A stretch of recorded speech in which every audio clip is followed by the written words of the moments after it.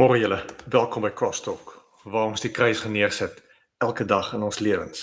Maandagoggend ground ek jou in die woord. Kom ons gaan kyk wat sê die woord. Ons moet God se plek binne in ons harte en ons siele oppas. Ja, ons weet God is groot en almagtig, die skepper God van hemel en aarde, die alomteenwoordige, alwetende God. En tog woon hierdie God binne in ons. En dwars deur die Bybel is die uitdaging, God soek ons harte.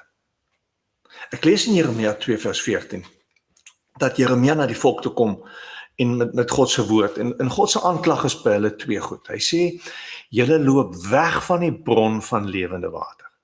En die tweede aanklag is, julle kap vir julle drinkbakke uit klip, en die drinkbakke lek, met die implikasie, dat jy nooit jou dors sal kan les nie. So, ons kan vir mekaar sê, as jy nie God se plek in jou hart oppas nie, as jy nie by daardie bron gaan drink nie, gaan jou siel uitdroog.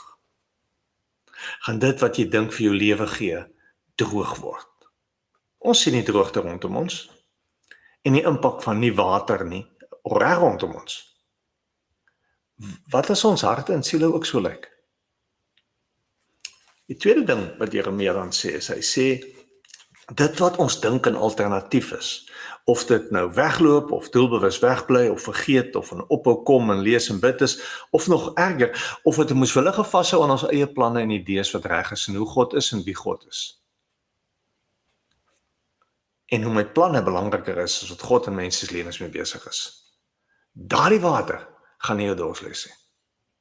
Want as jy weer kyk, het dit uitgelek, is dit op, kan nie vir jou gee wat jy soek nie.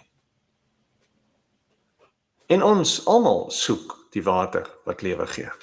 Dis hoekom Jesus 500 jaar later, 500 jaar na Jeremia sê, die water wat ek hom sal gee, sal in hom 'n fontein wees met water wat opborrel en vir hom die ewige lewe gee. En bietjie later sê hy, met die een wat in my glo, is dit so strome lewende water wat uit sy binneste vloei.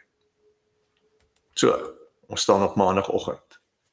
Ground jou lewe hierop.